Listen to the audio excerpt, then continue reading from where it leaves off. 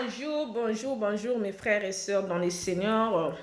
Le Seigneur est bon, le Seigneur est merveilleux. Il est incomparable, je l'appelle le Dieu de défi. Il défie tout ce qui les ennemis peuvent mettre sur ton chemin. Tous les problèmes qui seraient impossibles aux hommes, le Seigneur le défie et il donne la solution. Et qui est comme ce Dieu-là? Ce Dieu-là qui ramasse quelque chose qui est par terre, tu es tombé par terre, il te prend, il te donne la forme, il te donne une sens à ta vie. Les gens qui croyaient que c'était fini dans ta vie, ces gens-là, quand ils te voient, ils sont tellement étonnés que cette personne-là qui est malade, elle est toujours là. Jusqu'aujourd'hui, oui, tu seras là. Quelle que soit la maladie que tu portes là, tu es là, tu seras là. Eux, ils vont partir, toi, tu vas rester.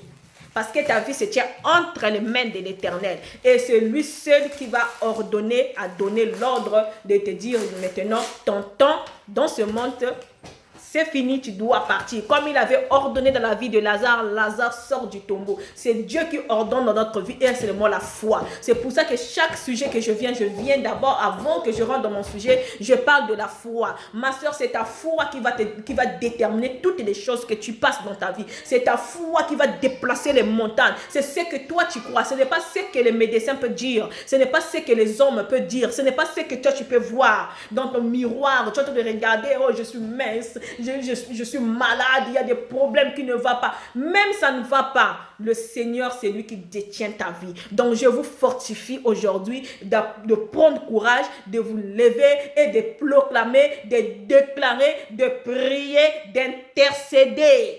Dans votre vie, vous avez la capacité, le Seigneur vous a donné le pouvoir de marcher sur les serpents et de dominer sur toutes choses. Le jour où vous allez comprendre la capacité que vous avez, le jour où vous allez comprendre le pouvoir, la puissance que le Seigneur a mis sur vous, ces jours-là, vous n'allez pas courir derrière les pasteurs. Ces jours-là, vous n'allez pas commencer à se demander qu'est-ce que je dois faire.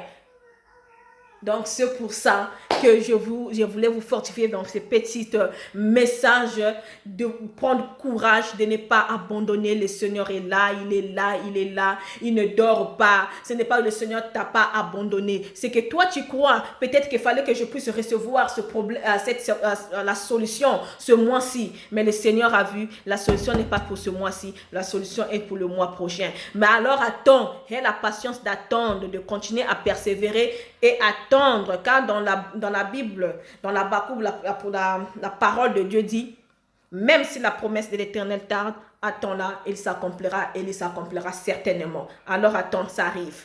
Donc aujourd'hui, on devait parler, je suis venue, comme je dis, parole d'encouragement, enseignement, personne qui connaît tout. Donc c'est le mot par l'aide du Saint-Esprit que le Seigneur m'a mis dans le cœur. Donc si vous avez des remarques, si vous avez des remarques à faire, c'est vraiment, ça va m'encourager de mettre vos messages en bas et ça va me fortifier moi aussi d'avoir aussi votre avis. Et n'oubliez pas de mettre j'aime ou de partager pour que les autres aussi puissent être fortifiés, puissent aussi recevoir de la part de Dieu. Donc on voulait parler comment éduquer, comment nos enfants doivent être obéissantes. Parce que c'est l'ordre que le Seigneur a donné. C'est l'ordre qui est dans la Bible que le Seigneur dit que les enfants doivent obéir à leurs parents. Donc cela est l'ordre de l'Éternel. Aujourd'hui, nous voyons qu'il y a nos enfants qui refusent vraiment d'obéir. Nous voyons vraiment qu'il y a des enfants qui font des bêtises. Nous voyons qu'il y a des enfants qui manquent du respect aux adultes.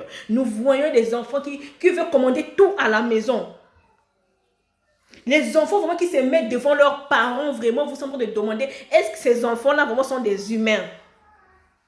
Donc, ces enfants qui sont maintenant loin de la parole de Dieu.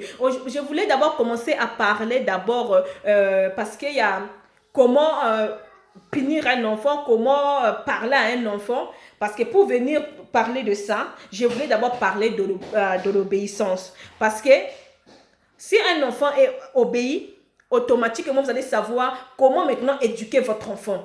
Et l'éducation, c'est séparé. Un enfant de 2 à 3 ans, il y a comment vous allez éduquer l'enfant et comment vous allez punir l'enfant de 2 à 3 ans et un enfant de 7 à 10 ans, comment vous allez le punir et comment vous allez parler à cet enfant et un enfant de 17 à 18 ans jusqu'en haut, comment vous allez le punir et comment vous allez parler avec cet enfant-là. Mais J'ai voulu le faire, je me suis dit qu'avant d'arriver là, je dois d'abord parler de l'obéissance qui est l'ordre de l'Éternel, parce que les enfants doivent être dans l'ordre de l'Éternel, parce que cela n'est pas l'ordre qu'un humain ou un président qui a établi, comme nous voyons les présidents, les Macron, les Merkel, je ne sais pas qui établit l'ordre. Mais l'ordre vient de lui seul. Le Seigneur l'a dit, les enfants doivent obéir à leurs parents, et cela est le commandement du Seigneur. Et aujourd'hui, nous voyons ces enfants qui n'obéissent pas, ces enfants qui deviennent vraiment des impolis, des enfants qui manquent du respect aux adultes, les enfants qui veulent commander tout à la maison. Donc, ce qu'il a dit doit rester comme ça.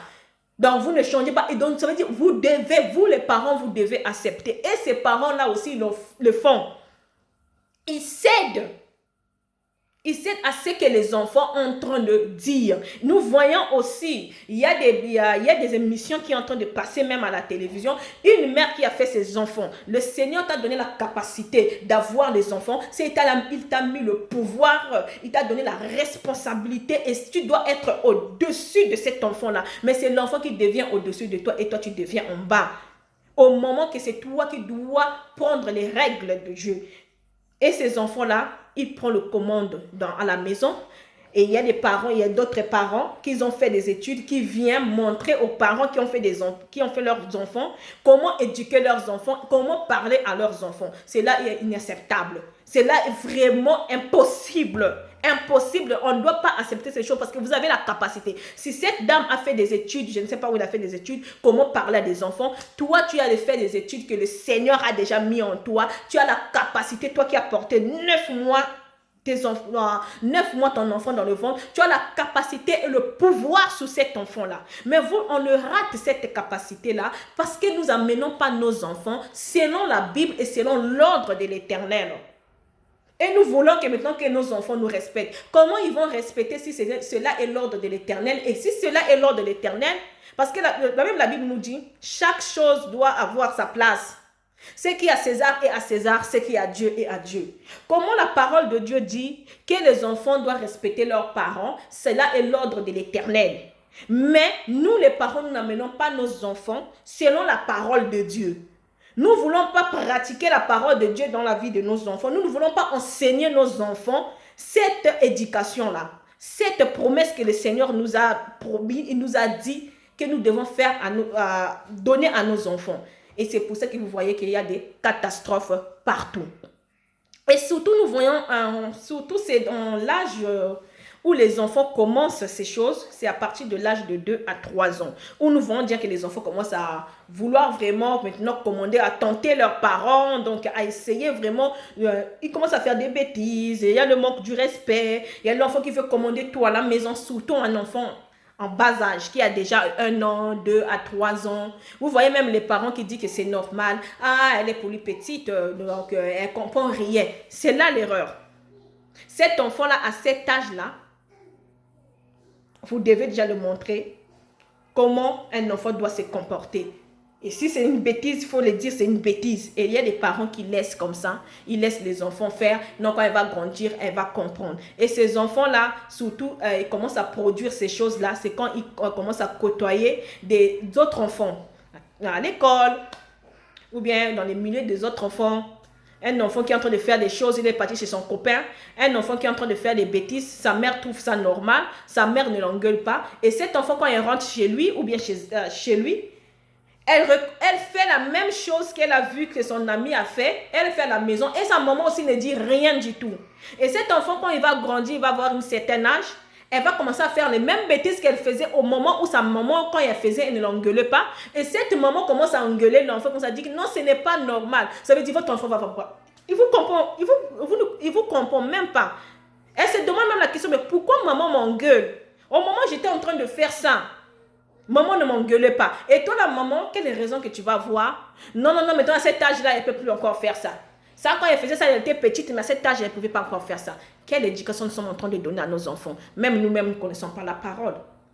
Parce que normalement, cet enfant-là, parce que les enfants copient seulement ce qu'ils sont en train de voir. Et les enfants copient seulement ce que aussi les adultes sont en train de faire. Cet enfant-là, quand il est en train de faire ça, toi, la maman, quand tu connais c'est une bêtise, tu dois dire à ton enfant c'est une bêtise. Et cet enfant, s'il ne comprend pas c'est une bêtise, tu dois amener l'enfant par la parole. Cet enfant, c'est pas quand il va grandir que tu vas commencer à montrer la parole de Dieu ou bien la Bible. Il faut avoir le temps de lire la Bible avec vos enfants. Parce que la Bible nous dit, est-ce que la nature ne vous apprend pas? Quand nos enfants sont dans les crèches, qu'est-ce que les professeurs font? Il y a un moment, ils prennent des enfants. Ils leur lisent les livres. Parce qu'ils savent que ça va rentrer dans la tête des enfants. Ça veut dire qu'ils apprennent les enfants à bien aimer, à lire les livres, à comprendre l'histoire, tout ça. C'est ça qu'ils font. Et toi maintenant, en tant que mère chrétienne, et que tu connais que tes enfants vraiment doivent obéir à la parole de Dieu. Un enfant de 1 an à 2 ans, tu te dis qu'elle est trop petite pour que vous soyez ensemble en train de lire la Bible avec les enfants. Non. Même quand un enfant a 1 an, même quand un enfant est d'abord bébé, même quand tu es enceinte, il y a des choses qui m'étonnent. Hein. Vous voyez des blancs, hein. Quand elles sont même enceintes, elle se dit, elle prend la musique, elle met là pour que son enfant puisse écouter cette musique-là, les chansons qu'elle aime bien. Ça veut dire, cet enfant, si elle est née, elle va même, quand tu vas se mettre la chanson là, l'enfant va se rappeler de la chanson. Elle va se rappeler cette chanson, j'ai écouté ça. Je vous dis, cela est la vérité. Parce que moi-même, j'ai fait l'expérience à ça. Il y a des chansons que j'ai chantées quand j'étais enceinte. Il y a des choses que je faisais. Même jusqu'aujourd'hui, quand je mets la musique, ma fille est tellement tranquille là. Elle est en train d'écouter la musique. Et puis, il y a la chanson que je suis en train de la chanter depuis qu'elle était petite. Et aujourd'hui, même quand elle chante ça, ça m'étonne. Je suis tellement dans la joie. Je dis, waouh. Donc, quand tu commences à chanter, elle commence à rigoler. Elle se rappelle des choses. Maintenant, pourquoi pas que vous allez prendre votre enfant. Elle est petite. Vous soyez là, vous montrez à l'enfant, tu sais que les bêtises n'est pas bon. Le Seigneur n'aime pas comme ça. Regarde ici, on écrit comme ça là. J'ai acheté une Bible. Si vous êtes en Allemagne comme moi, achetez une Bible en allemand. Et surtout, il y a des livres où sont des histoires des enfants qui leur apprennent comment rester, comment parler à leurs parents, comment respecter leurs parents. C'est très important. Et ces enfants-là vont commencer à suivre seulement le même chemin. Et c'est ça qui est très important. Mais nous, les parents, l'erreur que nous faisons, surtout les chrétiens, nous sommes en train de prier, mais il y a nos enfants vraiment, même les pasteurs. Tu vois là, ils sont en train de prêcher des hommes, mais quand on voit les enfants des pasteurs, on dit catastrophe. Parce que le pasteur, il a le temps pour les autres, mais il n'a pas le temps pour ses enfants. Au moment où tu dois avoir la Bible, il nous dit, premièrement, c'est Jérusalem. Jérusalem, c'est d'abord ta maison à toi. Toi, ma soeur qui est en train de partir, tu es une intercesseuse, tu vas prier pour les autres, tu vas faire des choses comme ça. C'est d'abord ta maison. Parce que quand on te voit, on doit voir ta maison, on va dire, oui, c'est là vraiment. Oui, c'est comme ça. Regarde ces enfants, l'exemple à prendre. Mais quand on te regarde, toi qui vas prier tout le temps, qui vas chercher le visage de l'Éternel, quand on voit tes enfants pitopales, quand on voit tes enfants donc incroyables, des impolis, quand on voit des enfants qui ne respectent pas les adultes, qui veulent commander tout à la maison, qui veut faire des choses à leur manière. Toi-même, la maman, tu as maintenant honte, tu ne sais même plus, tu as même peur de s'approcher devant même ton enfant, tu as même peur de dire quelque chose à ton enfant, de peur qu'il te dise un mot, une phrase qui va toucher ton cœur, là tu vas partir dans un coin, tu commences à pleurer. C'est la honte totale. En tant que les chrétiens, en tant que les femmes qui ont porté ces enfants, nos enfants doivent obéir selon l'ordre de l'Éternel. Et nous allons appliquer ça parce que le Seigneur nous a donné la responsabilité. Comment appliquer ça à nos enfants? Ça veut dire c'est à nous d'appliquer, c'est la parole de Dieu, de prier ensemble avec nos enfants, de parler avec nos enfants, de leur montrer ce que le Seigneur veut et ce que le Seigneur ne veut pas. C'est comme une sémence que tu es en train de planter dans la vie de tes enfants. Ça veut dire cette sémence-là, il faut avoir la foi que ça va porter des fruits. Et cette sémence doit commencer à l'âge de partir de l'enfant quand elle est petit, en bas âge. Quand tu mets, c'est comme si tu es en train de mettre une fondation. Il faut être sûr que même si tu mets ta maison, ça peut bouger. Parce qu'il y a l'âge où l'enfant doit passer. Il y a des trucs où l'enfant doit faire. Mais ça va bouger, mais ça ne va pas faire tomber la maison. Donc la fondation est très importante et la fondation, c'est nous les parents qui devons poser la fondation dans la vie de nos enfants, afin que nos enfants qui doivent être obéissants à leurs parents. Et comment faire selon, parce que cela est... Mais comment le faire? Parce que cela est l'ordre de l'Éternel. Selon l'ordre de Dieu, les enfants doivent obéir à leurs parents. C'est dans Éphésiens 6, au verset 1 et Corinthiens 3 au verset 20 et on pouvons lire aussi dans Proverbes 20. Nous allons voir ça, que comment le Seigneur donne l'ordre. On va essayer de lire, je vais essayer de lire on va voir que c'est l'ordre que le Seigneur a donné. Donc là, nous sommes dans Corinthiens 3 à 20. 3 à 20. Corinthiens 3 à 20, la Bible nous dit, « Enfants, obéissons-en tous à vos parents, car voilà ce que le Seigneur approuve. » Ça, c'est dans Proverbe. « Enfants, obéissons tous à vos parents, car voilà ce que le Seigneur approuve. » Et nous pouvons partir encore dans Corinthiens. Là, je suis... Non, ça, Corinthiens que je lis. Oh là là là là. Il fallait que je puisse préparer ces versets déjà. Ok. On va essayer de lire dans Proverbe 20.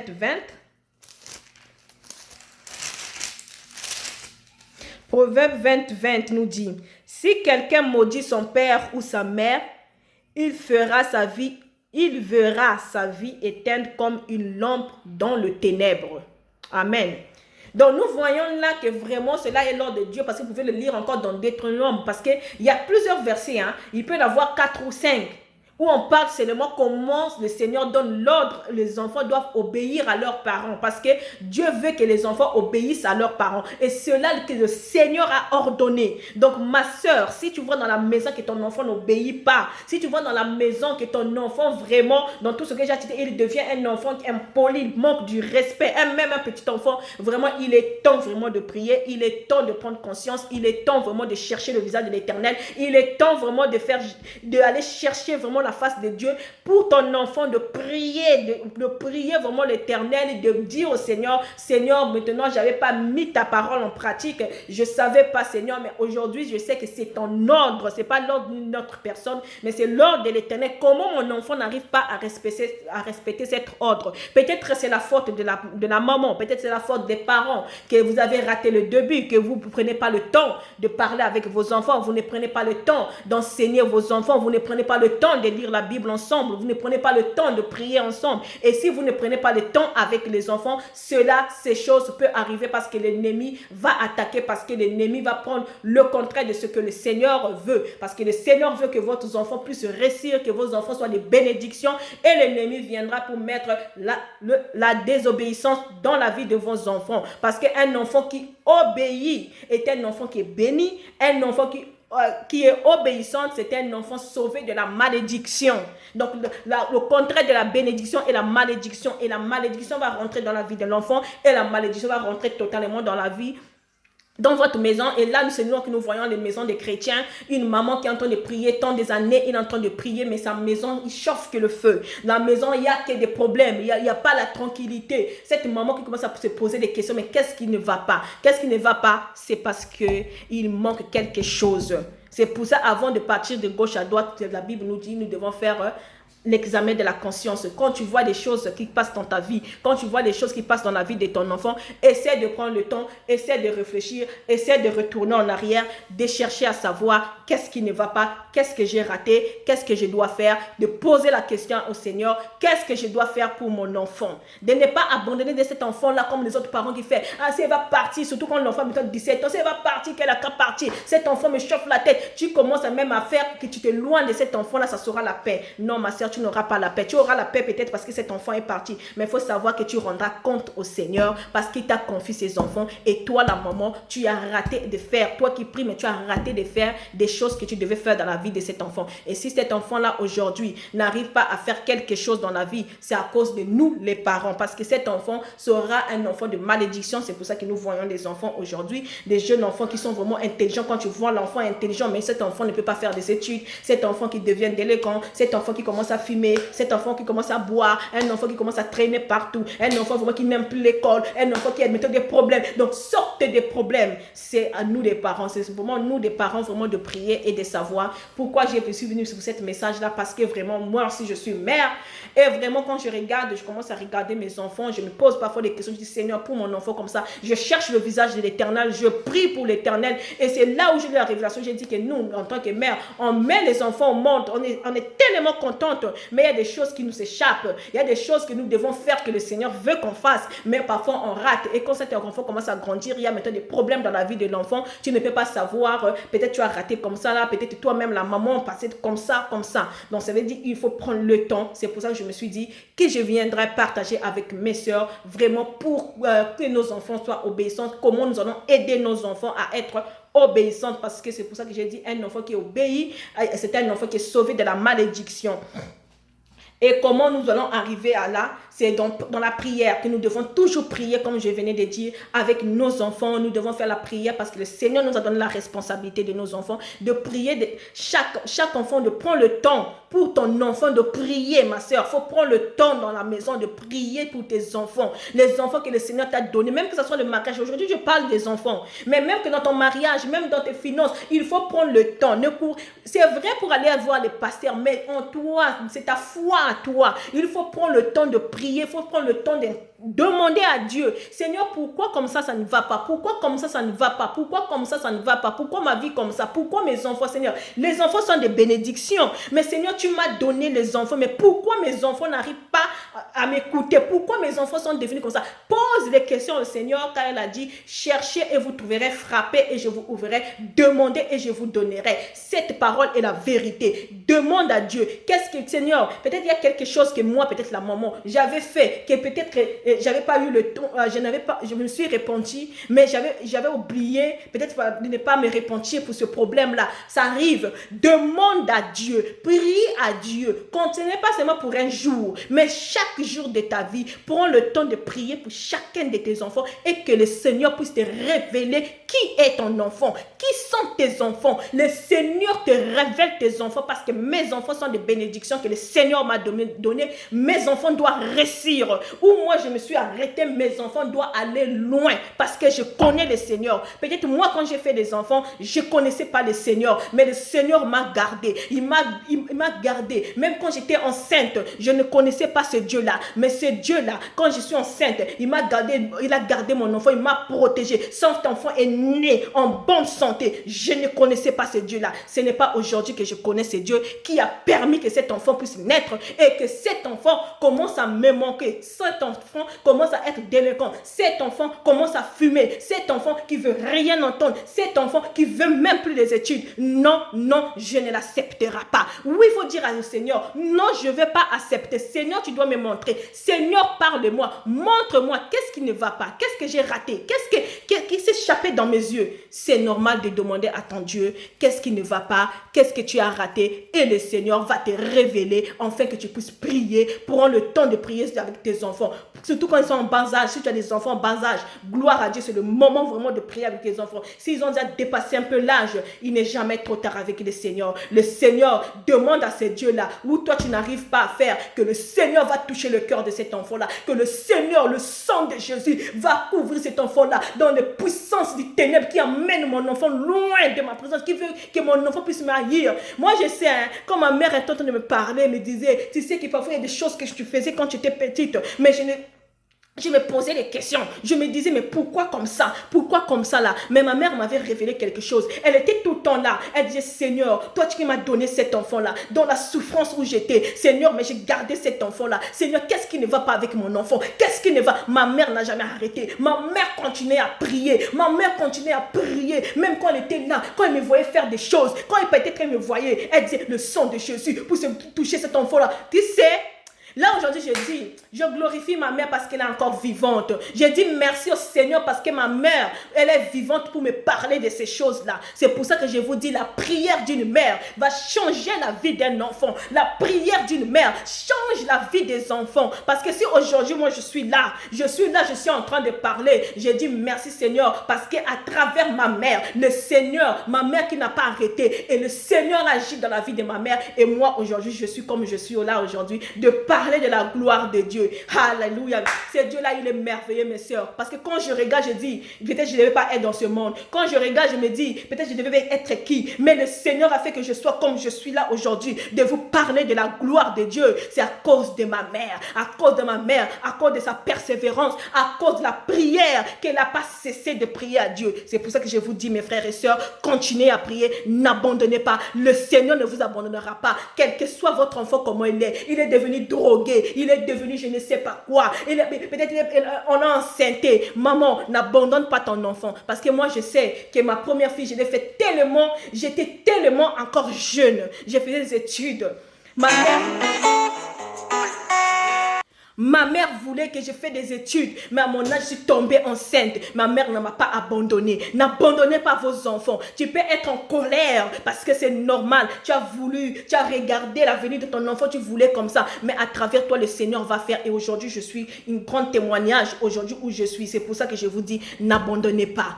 N'abandonnez pas. Le Seigneur a mis quelque chose en vous. Il vous a donné ces enfants-là. Il y a des autres femmes qui ont fait des enfants, ont fait des fausses couches, n'ont même pas tenu les enfants. Mais toi, tu as tenu ces enfants-là. Cet enfant ne peut pas dépasser ton intelligence. Mets ton intelligence avec le Seigneur. Accorde ça avec le Seigneur. Aie confiance à ce Dieu que tu es en train de suivre. Crie dans ta maison. Pleure dans ta maison. Lamente-toi si tu veux te lamenter. Le Seigneur ferait. Car je suis une grande témoignage. Malgré tout. Mais le jour où le Seigneur m'avait touché, c'était la joie dans le cœur de ma mère. C'était la joie dans le cœur de ma mère. Et aujourd'hui, quand je regarde, je dis, ah, ce Dieu-là, il est merveilleux. Il est merveilleux, excusez-moi. Il est vraiment merveilleux. C'est pour ça que je vous dis, n'abandonnez pas. N'abandonnez pas vos enfants, quel que soit ce que vous avez fait. Il vous a fait la honte. Vos enfants, ce que vous avez voulu, n'ont pas fait ça. Ne criez pas. N'abandonnez pas. Ne chassez pas vos enfants. Ne dites pas qu'il n'est plus votre enfant. Demandez à Dieu là qui vous a donné cet enfant-là. Demandez à ce Dieu-là et il vous accordera. Parce que c'est facile d'envier les enfants des autres qui ont reçu. Mais on n'imagine pas le sacrifice que les parents ont fait. Aujourd'hui, ton enfant est devenu délinquant. Mais tu es là en train d'envier les enfants des autres. Et moi, un tel, regardez, un tel a fait ses enfants fait des études. Et ses enfants sont devenus des médecins, sont devenus des avocats. Mais vous ne savez pas les sacrifices, les souffrances où les parents sont passés pour que leurs enfants arrivent à ça. Vous ne savez pas, mais vous voyez seulement dehors et vous commencez parfois à envier. Non, ma soeur, si l'enfant de ta copine est une avocate, ton enfant aussi peut être une avocate. Si elle est une médecin, ton enfant aussi. Même si ton enfant n'est pas médecin, mais ton enfant fera ta joie. N'envie pas les enfants des autres. Tu ne connais pas les sacrifices qu'ils ont fait. Tu ne connais pas les souffrances, alléluia, qu'ils sont passés. Tu ne connais pas les pleurs que la maman est passée. Tu ne connais pas à combien de fois cette mère a pleuré dans le trône de l'Éternel. Que ta mère a pleuré. Mais toi, tu n'as même pas fait ça. Tu n'as pas pris le temps. Si ce n'est pas se lamenter, si ce n'est pas te maudire tes enfants, si ce n'est pas dire, moi, tu es là à maudire tes enfants au lieu de partir dans la parole selon l'ordre de Dieu que les enfants doivent obéir à leurs parents. Toi, tu ne l'as pas fait. Mais on va envahir Banabat. Pourquoi? Pourquoi le faire? C'est ça le... Au contraire, vous devez prier Dieu pour qu'il qu'il conduise les pas de vos enfants. Priez Dieu, Seigneur, conduis les pas de mes enfants, la vie de mes enfants, où ils sont en train de partir, tout ça. Tu dois prier. Prends le temps de prier pour qu'il aide vos enfants et pour qu'il protège vos enfants, pour qu'il bénisse vos enfants et surtout que votre enfant accepte le Seigneur dans sa vie. C'est très important. Toi, la maman, tu as accepté le Seigneur, mais ton enfant n'accepte pas le Seigneur. C'est poser la question. Tout ça, surtout de tout ça, tu peux demander tout ce que je vous ai dit là, de prier Dieu, de conduire la vie de vos enfants, d'aider vos enfants, de protéger vos enfants, de bénir vos enfants, oui, de bénir. Mais ce qui est très important, que vos enfants acceptent le Seigneur dans votre vie. Toi, la maman, tu as accepté le Seigneur dans ta vie. Tes enfants aussi, tous tes enfants doivent accepter le Seigneur dans ta vie. C'est ça qui montre les signes de génération en génération. La maman prie les enfants et les enfants de vos enfants vont prier. Qu'ils en veulent ou pas. Ainsi dit la parole de l'Éternel doit s'accomplir. Moi, je suis dans la joie quand je vois les familles où la maman, les enfants qui commencent à prier. Je suis dans la joie. Parce que le Seigneur dit, il faut témoigner. Quand quelque chose est bon, crie-le. Parce que les autres vont dire, je ne vais pas crier, sinon les ennemis. Non, moi je le crie. Moi, je suis dans la joie quand je vois ma famille, quand je vois ma mère, quand je vois mes frères, quand je vois mes soeurs. Je dis, waouh. Je dis parfois à ma mère, mais maman, il faut glorifier Dieu. C'est une bénédiction que tous tes enfants à toi connaissent Dieu. Que tous tes enfants qui connaissent Dieu, c'est très important. C'est très important que les enfants puissent connaître Dieu. Car rien n'est acquis à la naissance. Même si vous avez consacré votre enfant à l'Éternel, rien n'est acquis. Parce qu'il y a d'autres parents qui disent, tant on a beau qui n'a même qui moi dans l'église, je l'ai consacré. Et cela, tu crois que tout là va venir. Non, non, non. Et il n'y a rien qui est acquis quand l'enfant est né, que l'enfant doit connaître. Nous, c'est vous les parents qui devez initier vos enfants. Initiez votre enfant dans ce que vous êtes en train de faire. La maman va à l'église, mais pas à l'église. La maman va à l'église, les enfants ne vont pas à l'église. Et quand l'enfant dit, moi je ne pars pas, la maman dit, ce n'est pas bon. Et ça, Jésus. Seulement le jour où le Seigneur va toucher ton cœur, tu vas venir. Non, non, non. Où est le devoir de la mère? Où est la sagesse que toi, la femme, le Seigneur t'a donnée? Où est le pouvoir que le Seigneur a mis en toi, la femme? Parce qu'avoir l'enfant dans le ventre, c'est un miracle. Même les médecins vont pour expliquer comment ça se fait. Où est ce pouvoir-là? Non. Consacrer vos enfants, cela ne suffit pas. Quand tu amènes l'enfant, tu le consacres à Christ. Cela ne suffit pas. En tant que les parents, votre enfant doit essayer de vous ressembler. Il faut ton enfant aussi, vos enfants aussi doivent faire ce que vous êtes en train de faire. Vous devez être un bon modèle pour vos enfants. Si tu es toujours là dans les téléphones, kotonga, ton enfant aussi sera comme ça là.